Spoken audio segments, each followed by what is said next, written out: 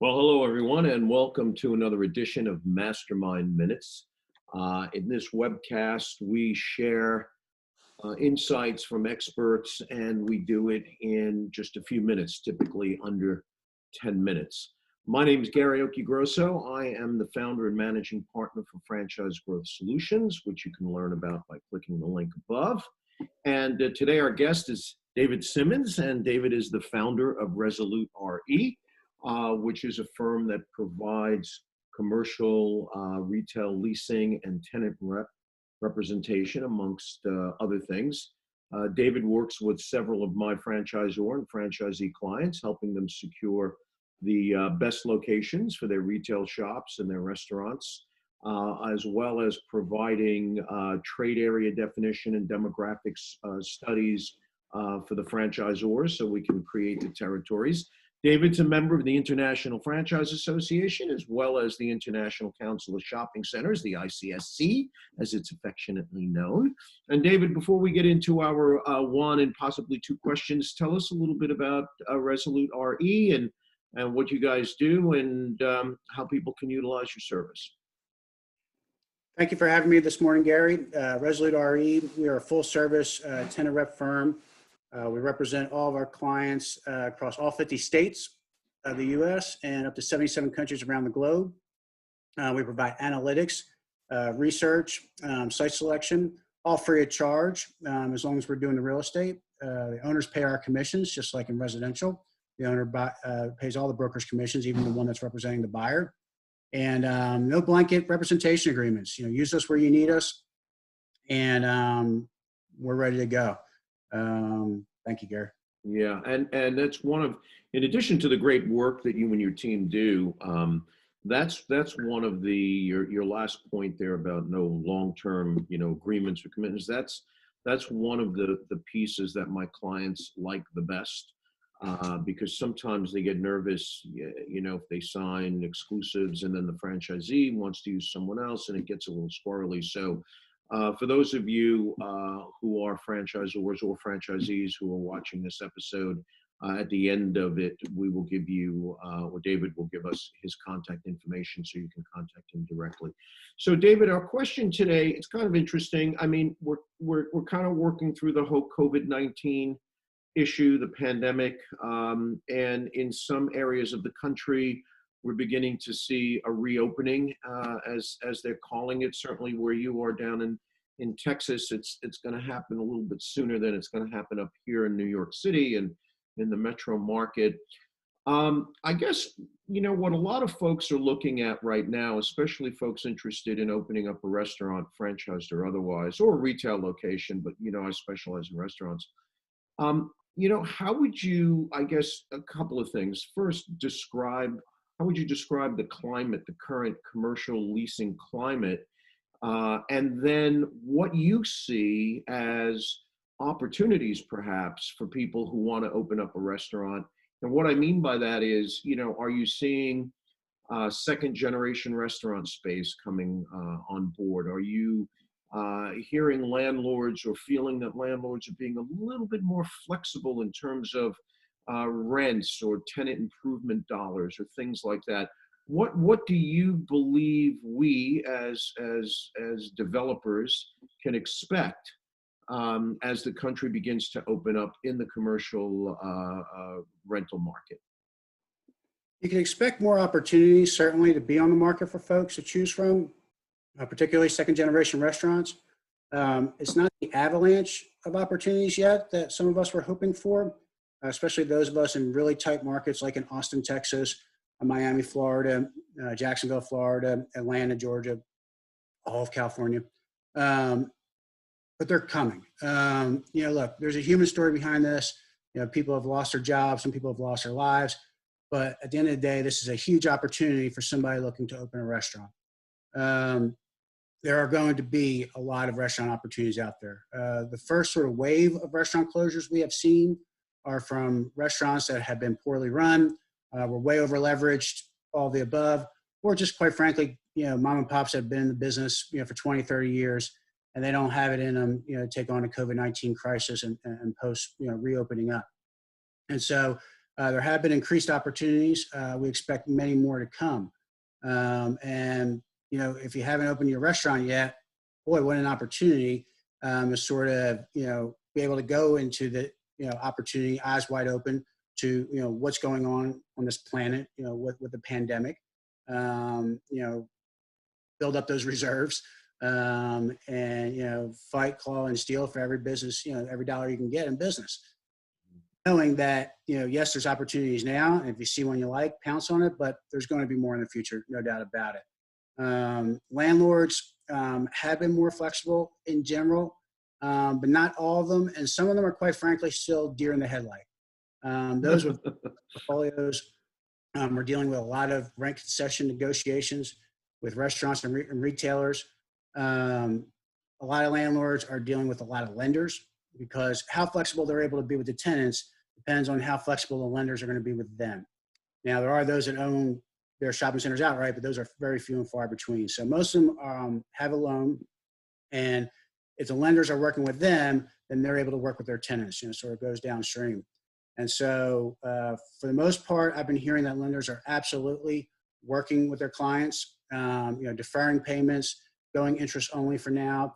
And that allows landlords to then be able to be more flexible on, you know, rent abatements and so forth. That's only going to continue for so long. There's only so long that the lenders are going to be able to, you know, defer stuff, which means it's only going to be so long that the landlords are going to be able to defer stuff. So again, the weaker businesses are going to fall out. There's going to be more opportunities. And once the landlords get past this part of, you know, focusing on all the rent concession negotiations, all the meetings with the lenders and everything else, they'll be able to actually focus on new deals again, which would be good. I've had one deal killed, a restaurant deal get killed. The landlord was looking for an excuse to kill it. I mean, he's not ready to do new deals right now. It sounds so counterintuitive, but it's sort of the case. You know, I'm dealing with a very large REIT on a deal.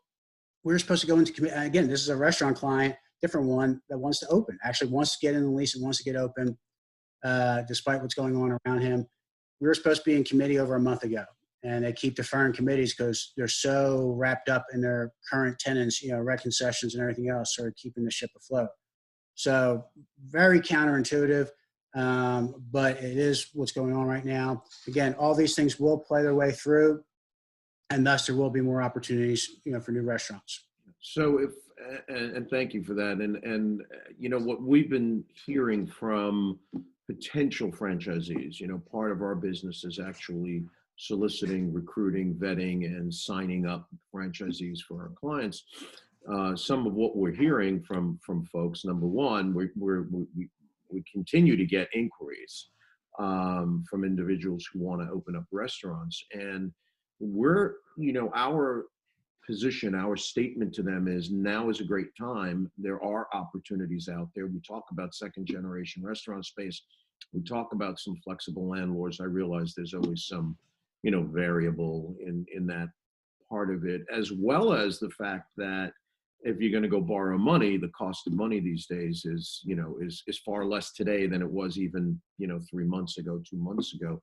I guess if there's one piece of advice that you could offer to anyone who's currently looking to open a restaurant right now, from a negotiating point of view, what would you, and I won't put you on the spot, but I will, what would you say that bit of advice would be to a potential tenant right now?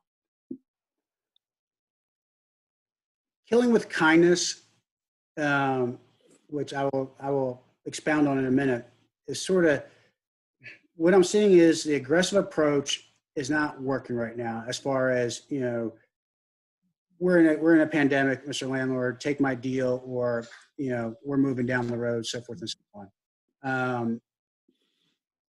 You know, again, it's a bit counterintuitive because, you know, this is now shifting to a tenant's market. There's no doubt about it. It's been a landlord's market for so long, and now it's shifting to a tenant's market.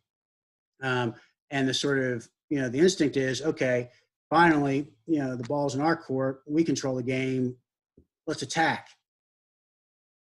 That wouldn't be, I mean, you can certainly negotiate the best deal points. You can certainly go after, take advantage of the situation for your business. That's what you're supposed to be doing. But what I would say is, is don't go into it from an attitude of, boy, you're going to take this and you're going to like it, Mr. Landlord, so forth. Because landlords are just, they're as cabin feverish as everybody else. They're as stressed out as everybody else.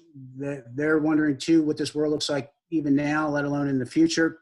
And so I would say, go into it from a partnership standpoint in the sense of, yes, you're going to want deal points that favor you. You're going to want just that. You're going to want the economics favoring your side, and it should. The market reflects that it should. I would just go into it more from okay, Mr. Landlord, look, you have a shopping center, you have a space available. I have a business. I want to give this a shot. Let's work together and see if we can come up with a deal that allows me to operate my restaurant through such turmoil, and not do a dress rehearsal here, while you're able to still pay your bills and satisfy, your mortgage. Yeah, I think that's great advice, and I agree. I think having a partnership relationship with your landlord is always better, regardless of the times. But in this particular situation, I couldn't agree with you more because, and I'm not defending landlords, but they're hurting also. They've got payments, they've got expenses, they're not collecting rents. I mean, here in New York City, landlords are, not allowed to collect rent. If you can imagine that, but the city is still collecting taxes and buildings still need to be maintained and all of that other good stuff. So it always should be a partnership. And I think in this current environment, that plays even more heavily. David, thank you very much for being with us today. Before we go, please just let the audience know how can we reach you? Is there a website, phone number, email address? How do you like to be contacted? Email is david@resolutere.com, and Resolute is spelled RESLO. I have trouble. UTE. No, but that's the thing. There's no E on the end. Oh, no E. Yeah, so it's like absolute vodka. So it's Resolute without the E, and then rerealestate.com. And the website is resolutere.com. Okay, you know what? I always make that mistake, so that's good to know. So it's RESOLUTRE.com. Yeah, the funny thing is my picture on the top of the screen is like seeing myself talk. I haven't gotten used to that, Gary, but it's the world. I'm going to get used to it and not be so self-conscious. Good. Well, again, David, thank you very much for being with us. As you know, we'll amplify this on LinkedIn. It'll be on our YouTube channel, as well as it will be a video cast in our monthly magazine, our online magazine, franchisemoneymaker.com. As always, our relationship, I really hold it as a very valuable relationship, because at the end of the day, my clients depend on somebody finding them the right location for their business, and that seems to be your sweet spot. So again, thank you very much for being with us today. Thank you for having me, sir. All righty. Bye-bye.